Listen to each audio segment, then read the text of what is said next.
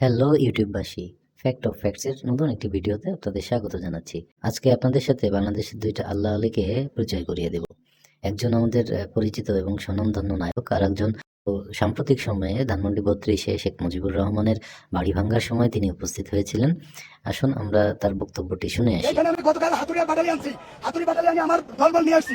আমি হাতুড়ি বাটালি দিয়ে রডে মডে বিভিন্ন ধরনের ঘিরে কাটে মাঠে বাড়ি দেয়। তখন আমি চতুর্পাশে দেখি যে আল্লাহর জিকির করে। আমি প্রশ্ন করলাম তোমরা কারা? এরা বললো যে আমরা আল্লাহর ফেরেশতা। আমি বললাম তোমরা এখানে কেন? তখন ফেরেশতারা আমার কলবে উত্তর দেয়, বলে যে এখানে তোমরা দিনকে বাংলাদেশের মানুষকে মুক্তি দিতে আসছো, আল্লাহ খুশি, আল্লাহ আমাদেরকে পাঠাইছে। তোমরা যে বাড়ি দিচ্ছ, প্রত্যেকটা বাড়িতে 10টা করে নাকি তোমাদের আমলনামায় দেওয়া হবে।